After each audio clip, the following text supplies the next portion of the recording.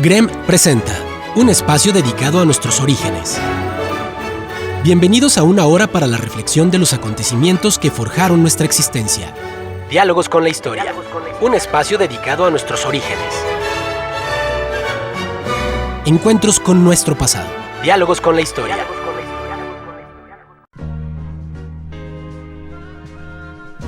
Muy buenos días, estimados amigos del Grupo Radio Estéreo Mayrán. Hoy es sábado 17 de diciembre de 2022 y es un grato placer darle la más cordial bienvenida esta mañana de historia. Gracias, muchas gracias por la oportunidad de convivir a través de esta pasión. Soy Luis Alberto Vázquez Álvarez.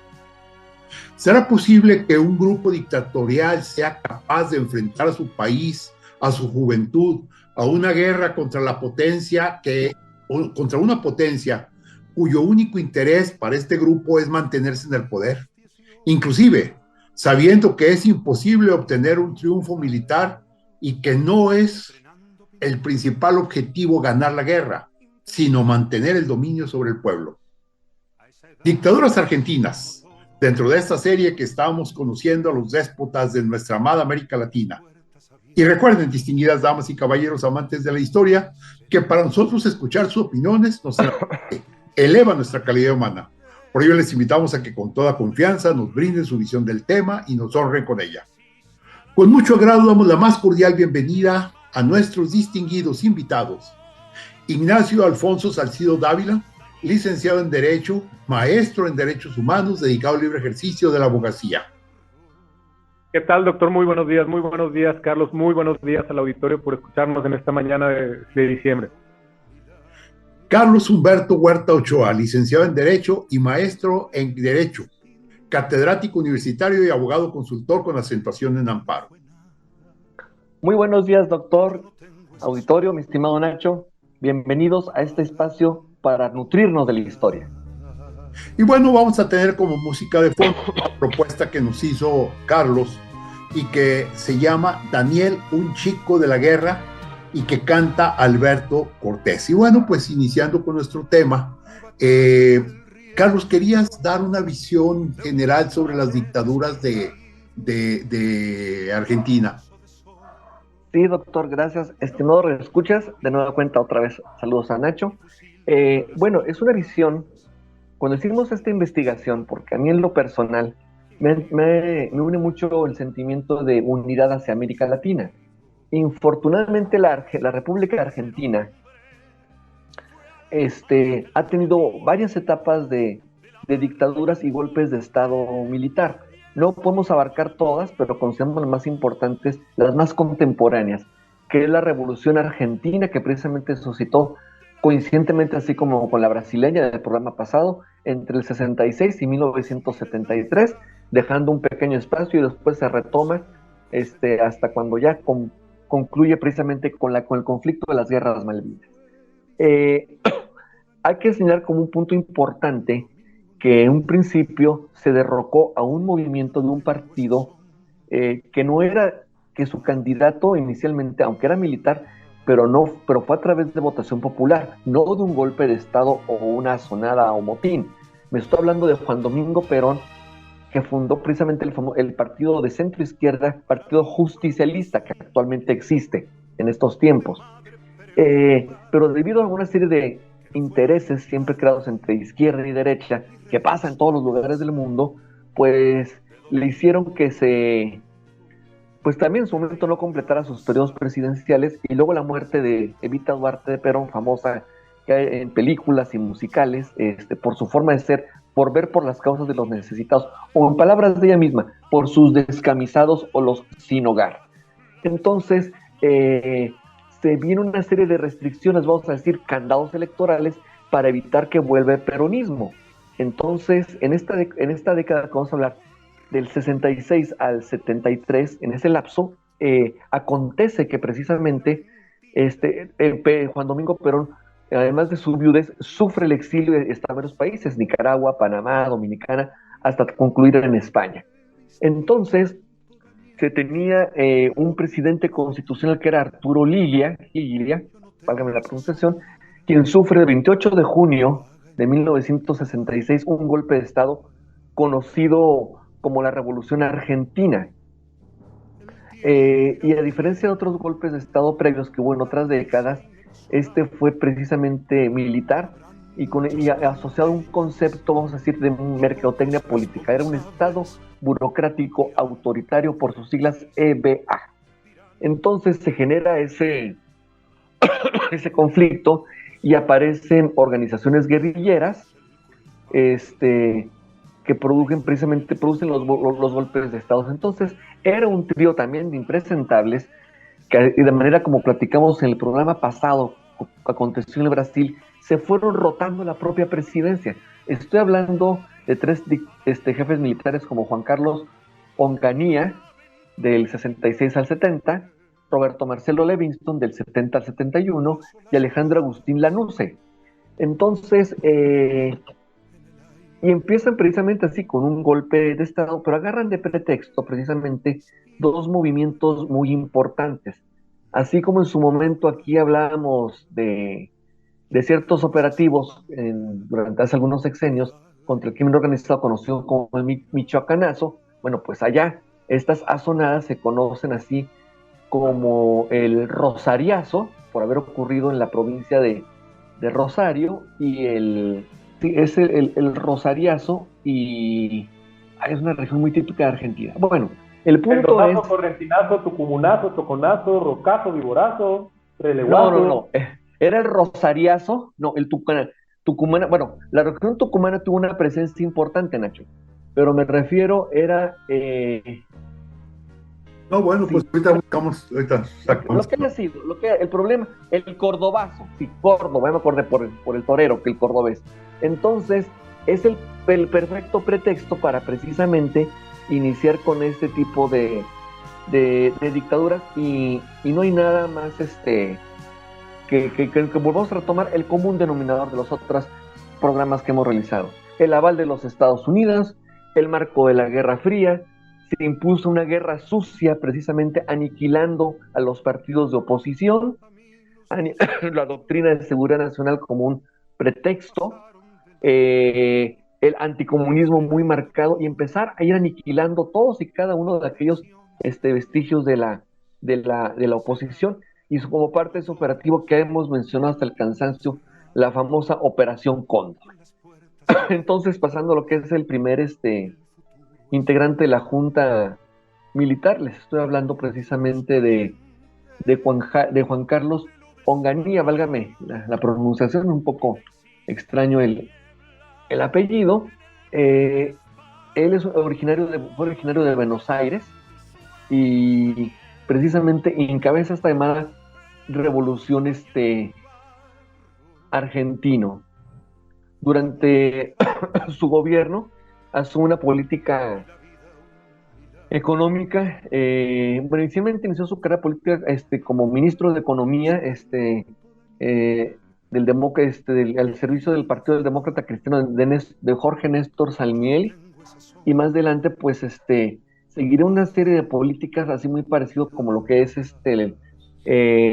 como las actas las actas ejecutivas, a través de puros decretos, pasando de largo la Constitución argentina con una Constitución federalista, y subiendo mucha resistencia, sobre todo por el lado de los universitarios. Los universitarios, los pensadores, los académicos, los investigadores, eran precisamente un contrapeso que le hacían ver que tenía que prevalecer el Estado de Derecho. Entonces es cuando ocurre, el 29 de julio del 66, la famosa Noche de los Bastones Largos, que es cuando precisamente se se reprime precisamente una serie de manifestaciones en las facultades de Ciencias Exactas, Naturales y Filosofía y Letras en la Universidad de Buenos Aires. La política tenía la orden, precisamente con bastones largos, de reprimir cualquier tipo de manifestación, y los destinatarios, pues los estudiantes, profesores, inclusive hasta los graduados. Se habla de una detención aproximada de 400 personas detenidas, la destrucción de laboratorios y bibliotecas universitarias, y como quien dice será la carta de presentación de este tremendo régimen.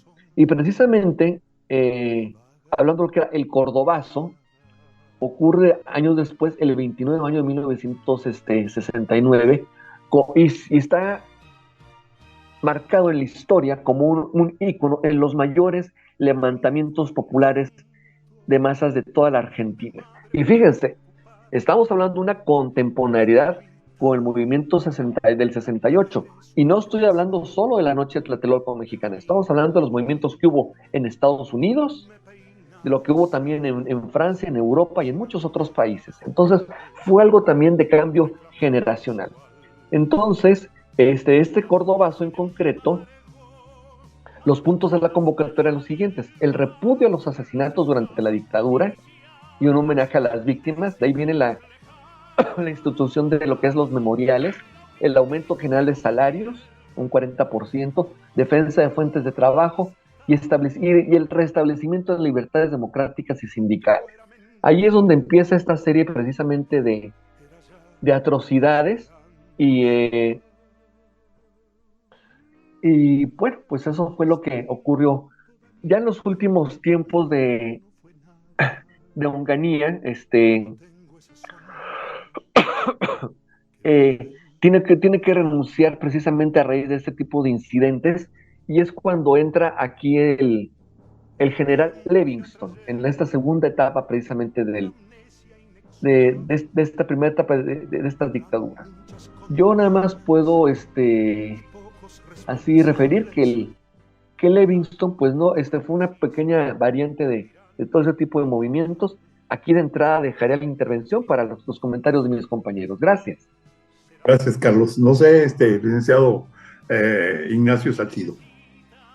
Sí, claro, doctor, muchas gracias, Carlos, por esa muy buena exposición inicial. A mí lo que me gustaría abundar un poquito, bueno, esta situación que lleva al establecimiento de un poder que se ejerce mediante el terror. Porque de hecho es una nota característica de la época de los dictadores argentinos que estamos analizando, el hecho de que desde el propio Estado se ejerció el terrorismo. Es decir, la fuerza estatal, el aparato del Estado, toda la estructura que constituye la plataforma para el ejercicio del poder público fue utilizada para amedrentar a la población.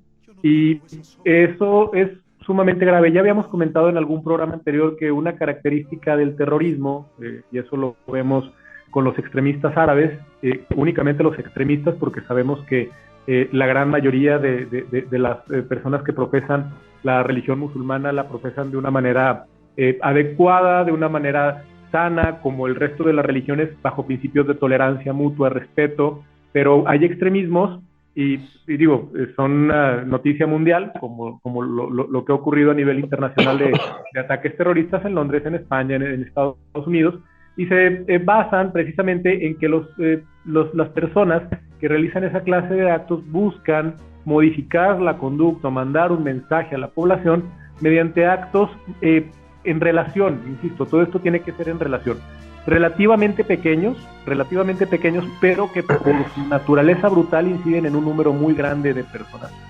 Se trata de construir símbolos, y ocurre lo mismo al revés.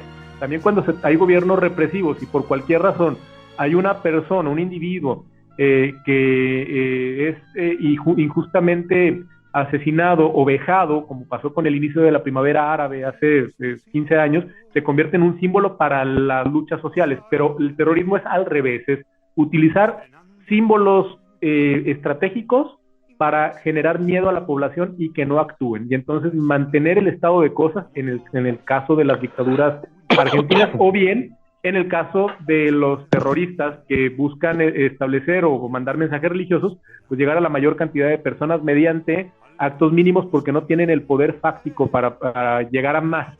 En cambio, y es lo grave, cuando el terrorismo se ejerce desde el poder, pues el límite no existe.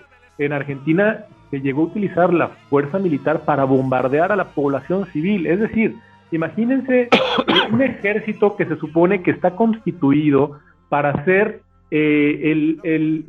la última defensa, la defensa física, violenta, la defensa material, ya cuando la lucha de ideas no prospera y que tenga una amenaza inminente que ataca la integridad del patrimonio de la población, el ejército es el que me salva. Pues resulta que lo utilizo en contra. Y eso sería, yo creo que equivalente, no sé si a un cáncer, ¿no? Es decir, que el propio cuerpo se ataca a sí mismo. Si vemos el Estado como un ente que se supone que está constituido de varios órganos que tienen que converger en cuanto a sus fines para satisfacer el interés común, pues el hecho de que uno de esos órganos o varios vayan aniquilando a la base de la estructura estatal, que es la población civil, es una verdadera aberración desde cualquier punto de vista de teoría del Estado. Bueno, de eso se trataba y llegaron al extremo de secuestrar niños, está conceptualizado. Hay un sitio de internet, yo creo que es muy importante cuando se trata de analizar hechos del pasado tan violentos como el nazismo, como el fascismo o como estos. Una de las bases es la memoria, es precisamente la memoria, y el Ministerio de Educación argentino tiene en su sitio de internet publicadas cuáles son las notas distintivas del terrorismo de Estado que fue empleado en las décadas de los 70 a los 80, y es el uso de la violencia para eliminar a los adversarios políticos y para amedrentar a toda la población con diversos mecanismos represivos, tales como encarcelamiento, exilios forzados, prohibiciones, censura, vigilancia y fundamentalmente el uso de centros clandestinos de detención, la utilización del terror con la finalidad de disciplinamiento social y político en forma constante, no de manera aislada o excepcional, la violencia desde el Estado constituyendo la regla de dominación política y social, o sea, una política de terror sistemático, la realización de todas estas acciones contra quienes fueran considerados enemigos del régimen, realizada de manera clandestina fuera de todo marco legal o bajo una ficción legal justificativa, porque también hemos analizado en programas anteriores cómo se valen de supuestos actos de legalidad, como en aquella ocasión en la que le preguntaban a una persona si podía pronunciar una cierta palabra, no la pronunciaba de manera correcta y entonces la aniquilaban y diciendo, bueno, es que estoy ejerciendo un criterio justo de diferenciación, ¿no? Y bajo el estándar de que no sabes decir ese vocablo, te mato. La deshumanización del enemigo político, la desaparición sistemática de personas, el borrado de toda huella de su historia e incluso de su muerte, que esa es la desaparición forzada de personas. La desaparición forzada creo que es la aniquilación más grave que se puede generar de una persona. Es decir, no solamente se busca borrar su existencia como ente biológico, que es la muerte, no. Busco desaparecer en forma absoluta hasta las huellas de que hubiera existido, como si no hubiera jamás tenido ninguna intervención en la sociedad. Entonces es la aniquilación absoluta, total de la dignidad humana. Definitivamente. Sí. Me parece magnífico esta intervención. Vamos a hacer una breve pausa y continuamos con esta misma idea, por favor. Sí, vamos a una pausa. Habrán muchas condenas. El diálogo continúa después de esta pausa. Escúchanos en línea a través de www.noticierosgrem.com.mx. Diálogos con la historia. Q 91.1 FM.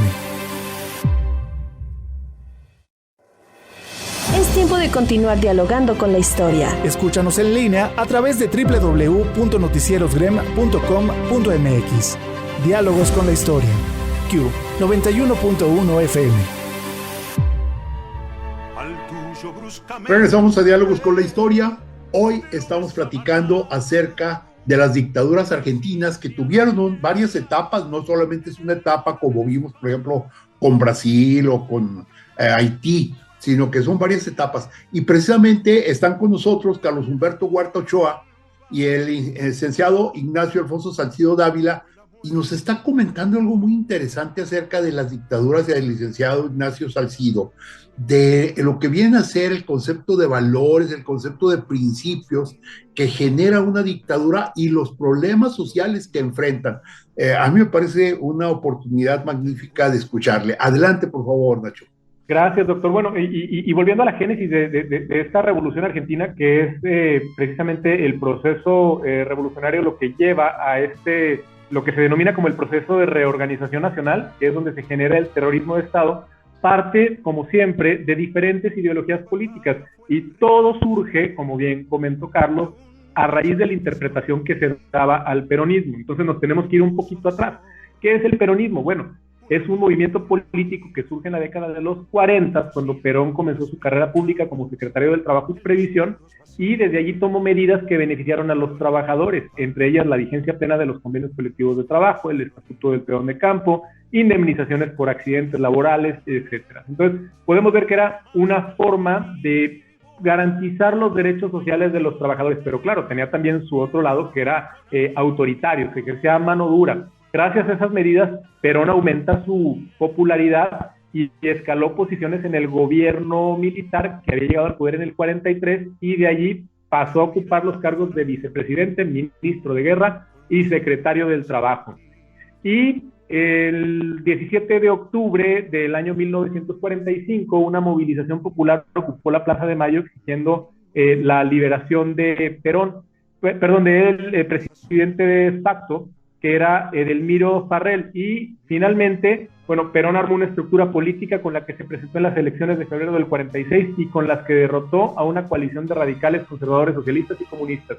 Las características principales del peronismo: soberanía política, independencia económica, reivindicación de la justicia social, intervención del Estado en la economía, fomento a la industria nacional, progresivo reconocimiento de los derechos de la mujer y un estilo de gobierno autoritario. Yo creo que si nos vamos a las primeras 2, 3, 4, 5, los primeros 5 puntos suenan hasta muy modernos, ¿no? Para estar hablando de 1946, yo creo que son principios que siguen vigentes: la soberanía política, la justicia social, la intervención del Estado en la economía. En México todo eso ocurre, simplemente basta ver la Rectoría Económica del Estado, que está establecida en los artículos 25 y 26 de la Constitución, el fomento de la industria nacional también, cuando se trata de cuestiones de orden público, lo acabamos de ver con lo que pasó con Luz y Fuerza, con la CFE, con todo lo que tiene que ver con la petroquímica, el progresivo reconocimiento de los derechos de la mujer también, y el único tema es que, bueno, sí se ejercía un estilo de gobierno autoritario.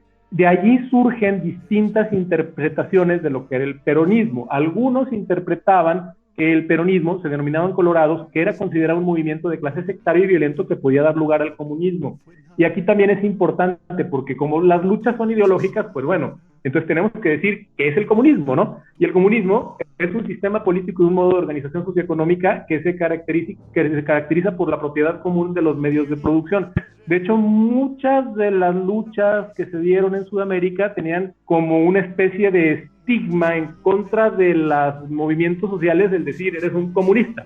¿Por qué? Porque decían que ellos propendían a eliminar la propiedad privada para generar bienes de propiedad común en los medios de producción, para eliminar así las clases sociales del mercado y del Estado. Y otros interpretaban en el peronismo, los azules, que era una fuerza nacional y cristiana que permitió a la clase obrera no volcarse hacia el comunismo. Es decir, así como algunos decían que el peronismo podía dar lugar al comunismo, había otros que decían que no. Y es una lucha ideológica sumamente interesante, doctor Carlos, no sé qué opinan ustedes, porque por un lado, puede ser verdad que en la maximización de las garantías de los derechos sociales se puede iniciar un volantazo hacia un comunismo, es decir, a dotar de mayor poder a las clases trabajadoras, y lo que eso implica, que es disminuir los derechos que da la propiedad privada, porque sabemos que el capital siempre ha estado en manos muy reducidas y que las manos muy reducidas siempre obtienen las mayores ganancias, y de allí pudiera entonces derivarse, quizá, obviamente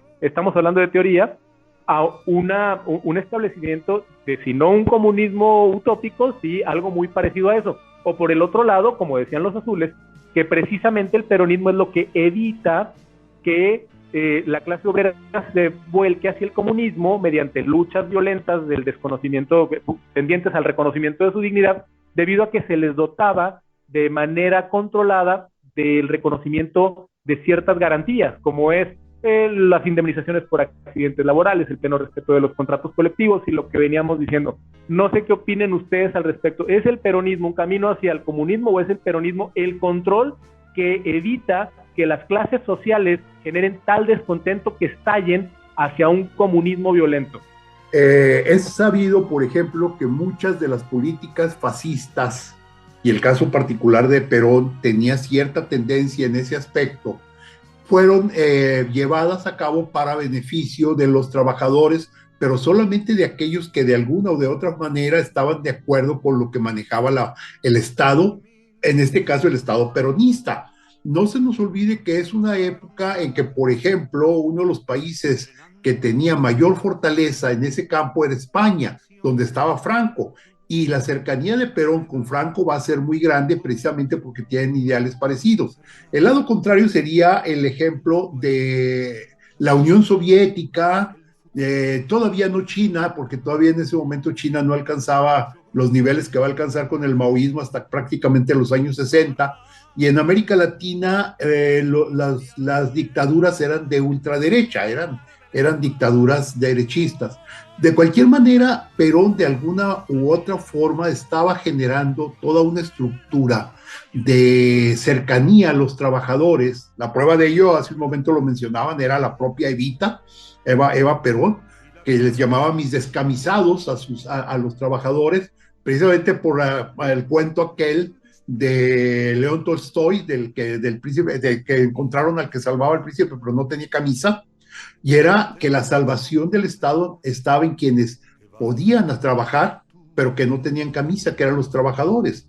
De acuerdo con esto, más bien era un tipo de gremio, actitud gremial hacia los trabajadores, porque no era amplio hacia también los campesinos.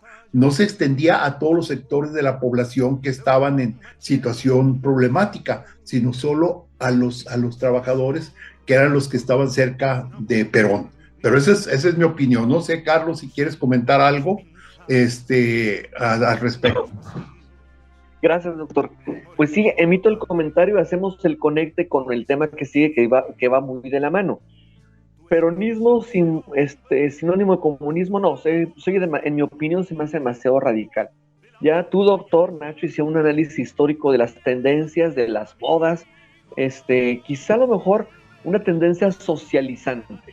Y si lo ponemos en el contexto de México, los gobiernos de Cárdenas, de Lázaro Cárdenas, de Ávila Camacho, tienen una tendencia socializante, ver una tercera rama del derecho, que es distinta, el derecho público y privado, que es el derecho social, que es el ver por los sectores desprotegidos, como trabajadores, sí, reafirmo, derechos de trabajadores, derechos de campesinos, derechos de personas de sectores desprotegidos. Y estos derechos, y Nacho no me va a mentir, porque él sí es máster en derechos humanos, yo solo soy en administración de justicia, hay un principio de progresividad, es decir, que si el Estado, sea mexicano, argentino o de cualquier nación, que regule y reconozca derechos humanos, ya no puede dar marcha atrás.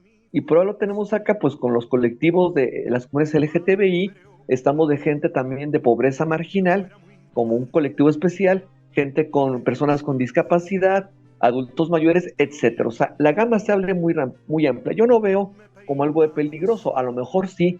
Lo que sí me preocupa, lo que sí preocupó en aquella época, y se siguió suscitando en las siguientes décadas, era lo que tú decías, Ignacio, la radicalización de las ideas.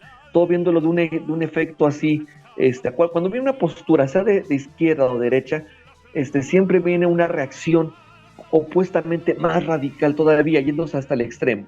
Y eso obviamente pues no suma nada. Ahora, retomando el tema, el hilo de la historia o la línea del tiempo donde nos quedamos, estábamos hablando del periodo de Alejandro Agustín Lanusse, que es del 71 al 73, donde él trata un momento de hacer ciertos acomodos. ¿Por qué? Porque precisamente con esa radicalización, y hay que reconocerle su mérito al pueblo argentino, se genera una serie de organizaciones clandestinas, algunas moderadas, otras radicales, como los montoneros, las Fuerzas Armadas Revolucionarias y el Ejército Revolucionario del Pueblo, que simpatizantes del peronismo, luchando por el restablecimiento del Estado de Derecho.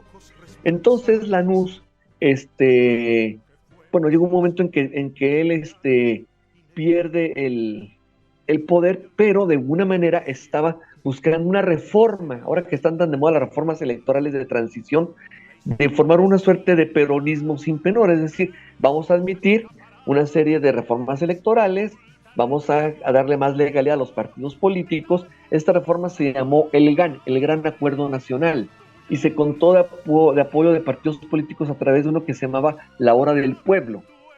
Pero sí, era una cuestión así muy transicional, pero la realidad de las cosas es que toda esta dictadura continuó precisamente con Lanusse. Llega un momento en que retorna Perón, pero nada, después de 18 años de exilio por España, por Dominicana, por Nicaragua, Panamá, pero nada más llega prácticamente nada más a morir. Primero llega, en un principio pierde en una primera, no alcanza los votos de una primera vuelta, que es un sistema constitucional que te pide un porcentaje electoral, se va a una segunda vuelta y logra, pero no le alcanza el tiempo a Perón, y es cuando viene de nueva cuenta la segunda etapa ya de las dictaduras, que es la que concluirá precisamente con Videla y con Galtieri. Y eso, bueno, pues hasta aquí es una intervención, porque eso platicaremos en los siguientes cortes. Gracias. Muy bien, gracias, Carlos. Mire, hay un aspecto importante, déjenme los pocos minutos que nos quedan de esta pausa. Hace unos días platicábamos en los programas anteriores que, como cosa curiosa, estas dictaduras de alguna manera lograban un crecimiento económico e industrial de los países. Y bueno, la revolución de la que estamos hablando ahorita, precisamente de 1966 a 1973, fue la famosa Revolución Argentina. Tenía prácticamente tres tiempos que querían para lograr la estabilidad económica y eliminar al comunismo. Uno era el tiempo económico, que buscaban ellos destrabar el desarrollo industrial, facilitar la acumulación de los sectores modernos, de todo el desarrollo que podía hacer que Argentina se convirtiera en una nación productiva más eficiente, acabar con la inflación y evitar los ciclos depresivos que continuamente se daban. Ese era el primer tiempo. El segundo tiempo era el llamado tiempo social. Esto es interesante porque se pensaba que una vez que el tiempo económico hubiera sido alcanzado, que se hubiera logrado un desarrollo económico fuerte, entonces el tema era redistribuir la riqueza, superar el carácter regresivo y, por otro lado, eliminar los conflictos sociales que se estaban dando. Curiosamente, Argentina es un país que no tiene grandes montañas, no tiene áreas donde se puedan esconder las guerrillas, como sí sucede en Colombia, como sí sucedió en Bolivia, inclusive el propio México, que tiene selvas. Argentina no tiene tanto, por lo tanto la guerrilla de Argentina era generalmente urbana. Y finalmente venía el tercer tiempo, que era resultado de los dos anteriores, el económico y el social, que venía a ser el tiempo político. En esta última instancia, la idea sería una apertura democrática social con una serie de sistemas muy constitucionales de partidos en los que ya no hubiera lucha entre comunistas, derechistas, peronistas, antiperonistas, etcétera, sino que más bien se pensara en la posibilidad de que hubiera un desarrollo armónico en el campo de la política, algo que a mí se me hace un tanto utópico en muchos aspectos, pero bueno, eso era lo que ellos soñaban tener. Vamos a hacer una breve pausa y al regresar, pero ahora ya de la segunda etapa de las dictaduras argentinas.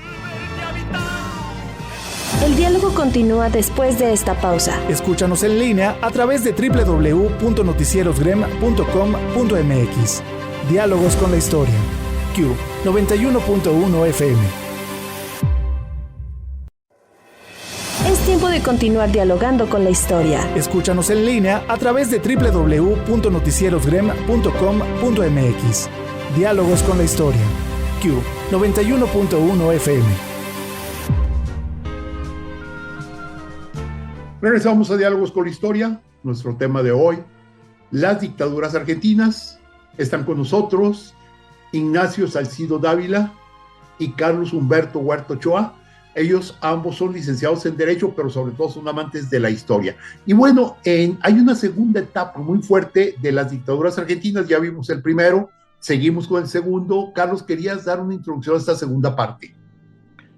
Sí, claro. Bueno, pues después de esas políticas que termina precisamente Livingston y termina otro presidente, regresa el peronismo, pero regresa Perón, ya casado en segundas nupcias con quienes comentaba hace rato, María Estela Martínez, mejor conocida como Isabelita o Isabel Perón, que actualmente vive la gran sorpresa a sus 91 años, y nada más llega Perón a morirse y lo sucede ella como si fuera algo de linaje, como si fuera un trono, una monarquía, Y ahí es donde no se hace esperar la reacción de otra vez del ejército argentino. En este caso, vi una época también muy oscura para la Argentina.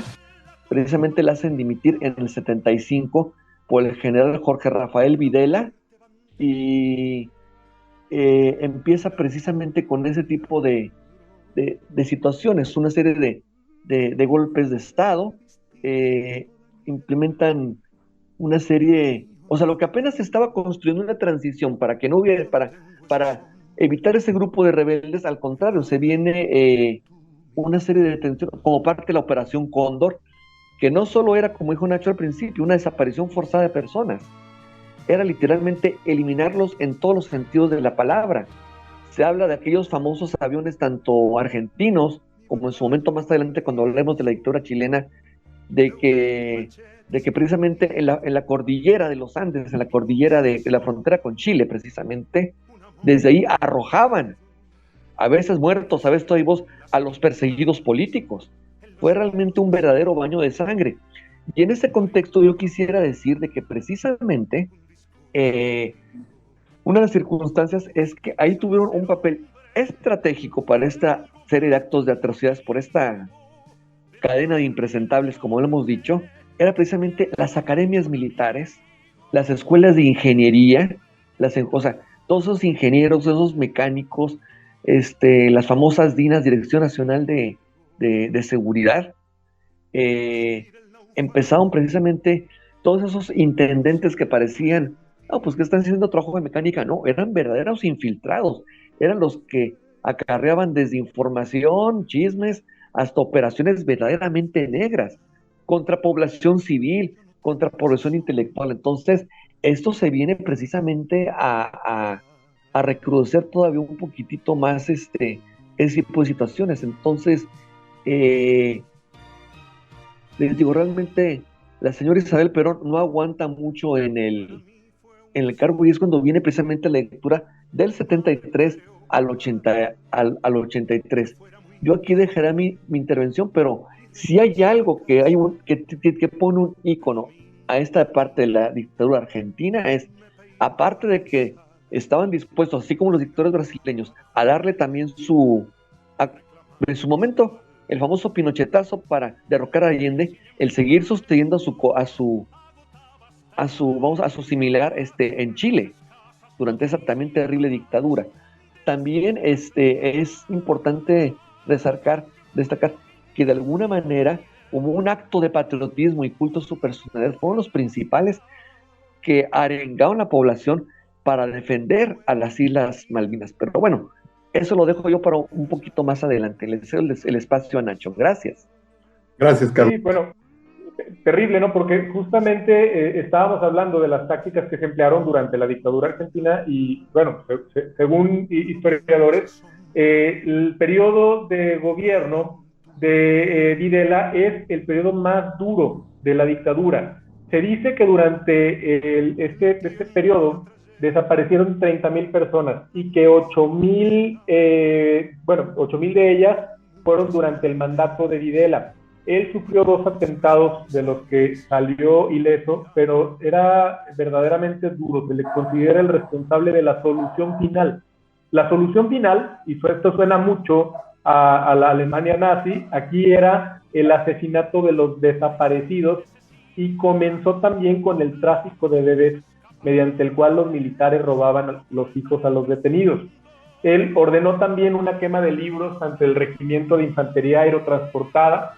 ¿Y por qué? Pues porque volvemos a lo mismo. Él quería eliminar la infiltración marxista. En la hoguera ardieron libros de García Márquez, de Neruda, y se censuraron desde escritos de Albert Einstein hasta tangos de Gardel.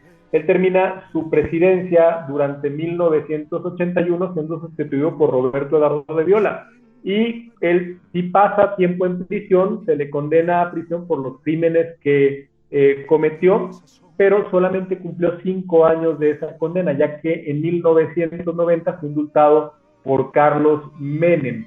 Y bueno, el siguiente personaje que le sucede en el poder es Roberto Eduardo de Viola, que nació en 1926 en Buenos Aires, muere en 1994 y se vuelve presidente de la República Argentina en 1981. como muchos de los dictadores que hemos analizado, él proviene de carrera militar. En 1979, en relación a su carrera militar, pasa a situación de retiro, pero en el 81 fue elegido para reemplazar a Videla en la presidencia y pareció más preocupado que Videla en mejorar la imagen internacional de la Junta Militar Argentina, porque durante este periodo de dictadura el gobierno recaía en manos de una junta militar. Esa actitud era una especie de amago de liberalización de los controles de la dictadura, es decir, ya estaba volviéndose un poco más laxos los controles en cuanto a la manera de manejar a la población, y él cesa su gobierno en 1981 por razones de salud. Viola, como los demás jefes militares del periodo del 76 al 86, fue procesado por responsabilidades en la vulneración a derechos humanos, acusado de 152 secuestros, 105 delitos de falsedad ideológica, 49 casos de tortura, 32 reducciones a la servidumbre y un largo etcétera de violaciones a los derechos humanos. Entonces, como podemos ver, se trata de cuestiones que generaron una gran cantidad de desaparecidos, de muertos, inclusive de exiliados. Se habla de 500,000 de personas exiliadas, y a pesar de ello, y es justo la importancia de lo que comentamos en el bloque anterior, la importancia de la memoria cuando se trata de esta clase de atrocidades, porque actualmente hay personas y sectores en redes sociales argentinas que niegan que hayan existido violaciones sistemáticas de derechos humanos durante el periodo de la dictadura y cuestionan la magnitud de las mismas, justifican o banalizan con diversos argumentos lo que ocurrió, o hablan de que son excesos, inclusive mediante expresiones de odio. ¿Por qué es tan importante entonces todos los ejercicios de mantener vigentes las violaciones? No se trata de recordarlas y hacerlas presentes como algo loable, sino que es al contrario. Se tienen que hacer museos de memoria, como los campos de concentración nazis que se pueden visitar, para que las nuevas generaciones adviertan qué es lo que pasa cuando el ejercicio del poder se realiza bajo un absoluto abandono a los principios al respeto de la especie humana. Entonces, doctor, yo considero que como parte importante de eso, pues es siempre tener presente a dónde puede llegar el poder mal ejercido. No, muy interesante. En este aspecto vale la pena destacar lo siguiente. No solamente en el caso de la negativa de los crímenes que ocurrieron durante esta junta militar, sino que hay personas que defienden que no existió, por ejemplo, la solución final que mencionaban hace un momento, que el número de judíos asesinados durante el nazismo fue muy bajo, pero eso lo encontramos en que la gente que tiene algo que defender trata de buscar justificaciones. Por ejemplo, Trujillo tiene todavía a la fecha de hoy, ya lo vimos en los dictadores dominicanos, tiene gente que lo defiende y que dice que no era lo que él decía. Y eso sucede con muchas cosas, ¿no? Todavía Pinochet, después de todo lo que hizo, que ya platicaremos posteriormente, tiene quien lo defienda. Pero aquí lo que me interesa mucho, y me gustaría escuchar la opinión de ustedes, es qué tan válido es enfrentar a una nación débil económicamente, débil militarmente, contra una superpotencia que ha sido muy poderosa en todos los aspectos y que lo era en el momento de la guerra, por unas supuestas islas que no había posibilidades de que se ganara. Me refiero a la guerra de las Malvinas que llevó a cabo la Junta Militar Argentina. No sé quién quiere comentar algo. Carlos, adelante. Yo, doctor. Hay que ver el contexto histórico. Era una crisis porque estaba la Argentina en la lupa y el ojo del huracán por todas esas atrocidades de violaciones a derechos humanos. Estaba la Corte Penal Internacional con ese ojo, con la Corte Interamericana de Derechos Humanos, estaba mucha comunidad jurídica. Entonces, y ahí viene la doble moral británica. Margaret Thatcher, si bien es cierto, empezaba su mandato, había una seria crisis económica y ella, con ese talento que le caracterizó, persuadió a la reina Isabel de convencerla de ir a luchar por esas islas abandonadas, que según esto se hablaba de una administración, se argumentaban conflictos desde cuestiones maquileras como maquilar chatarra, desde asesinato de ballenas, cuestiones de... El pretexto era sumar rating de popularidad, y la reina Isabel le compra la guerra a Thatcher. Y ellos, y la Junta Militar también compran su propia guerra diciendo, bueno, venimos a defender a nuestra nación. De ahí nuestra canción de fondo musical. Muchos jóvenes fueron sacrificados así, innecesariamente. Y yo hablo de esa doble moral, o sea, ¿qué necesidad? A ver, ¿por qué en su momento no se armó una guerra años después, cuando Hong Kong, que era protectorado británico, decretó su independencia? Y hasta el príncipe Carlos, ahora el futuro Carlos III, hizo la última izada de bandera. A ver, ¿y por qué no se hizo acá exactamente lo mismo? Es ese imperialismo, esa doble moral, y una sin razón para una batalla así, que si bien es cierto, no fue de mucho tiempo, pero fue lo suficiente para constituir un verdadero baño de sangre y abusos también. No tiene ninguna explicación. Gracias, doctor. Gracias, Nacho. Doctor, yo pienso que también esto pudiera explicarse desde una perspectiva política. Cuando un movimiento, como eran las dictaduras, ya están débiles, una forma de generar cohesión es construir un enemigo. Y qué mejor que un enemigo muy poderoso. ¿Me explico? Eso también pudiera encontrarse así. Y hay explicaciones que tienen que ver con aspectos estratégicos, como el hecho de que tener las Malvinas pudiera generar derechos sobre la Antártida y demás. Pero eso yo creo que más bien es el después. El primero tomó la decisión de tener el enemigo y de luchar una guerra que sé que está perdida, y después lo justificó con el cómo, ¿no? Porque pues realmente a quién le interesa un territorio inhóspito. Desde luego sabemos también que esa guerra y el resultado de esa guerra fue el inicio del fin del periodo de dictaduras, y yo creo que por eso es relevante en esta charla.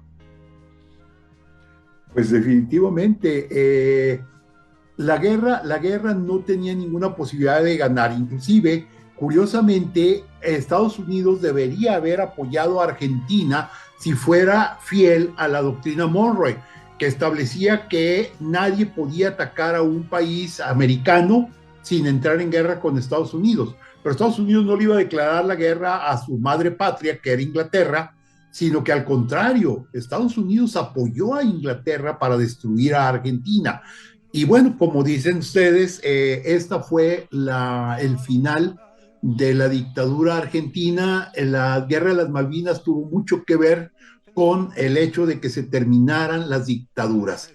Y bueno, pues prácticamente se nos acabó el tiempo. No sé si quieren comentar algo más sobre un breve comentario sobre las dictaduras argentinas. Yo nada más brevemente, doctor. ¿Por qué Carlos Saúl Menem, que según esto era el Partido Justicialista, en un populismo muy característico de él, porque lo mismo jugaba con Maradona, que aventándose un tenis con Gabriela Sabatini, ¿por qué rayos indultó a esos militares que ya estaban compurgando su cárcel? ¿Cuál impunidad? Impunidad descarada. ¿Por qué ese temor? ¿Por qué radicalizar más al pueblo argentino con una situación tan delicada? Esa es mi opinión. Excelente. Nacho, adelante. Gracias, doctor. Pues sí, que nos deja de lección el hecho de que Estados Unidos intervino de maneras que apenas creo que se están descubriendo en su magnitud, porque inclusive hay condenas que tienen que ver con las violaciones de derechos humanos apenas en el año 2012, de cuestiones que ocurrieron en 1972. Entonces yo creo que apenas nos estamos dando cuenta de a dónde ha llegado el intervencionismo ideológico de Estados Unidos, y todo por reprimir lo que se consideraba comunismo en aras de luchar por el neoliberalismo. Esa es la realidad de las cosas y el trasfondo de todo lo que era el Plan Con. Excelente, muchas gracias. Pues muchas gracias a Carlos Humberto Huerta Ochoa. Gracias por este programa. Gracias a Ignacio Alfonso Salcido Dávila. Muchas gracias. Y bueno, gracias a usted, doctor, y a Carlos del auditorio. Les comento a nuestro distinguido auditorio que los próximos sábados 24 y 31 de diciembre no habrá programación formal en GREM de este tipo, y entonces nos vamos hasta el sábado 7 de enero, donde vamos a tener un programa muy especial, muy hermoso, que se llama Jesús de Nazaret, su vida en la tierra. Les deseamos a todos una muy feliz Navidad, un año 2023 que sea muy próspero, que sea muy agradable. Muchas gracias, muy buenos días, muy feliz fin de semana.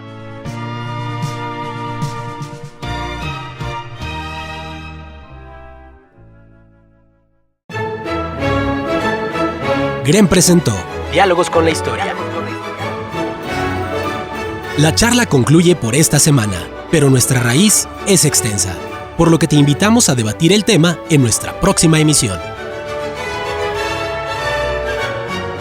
Encuentros con nuestro pasado. Diálogos con la historia.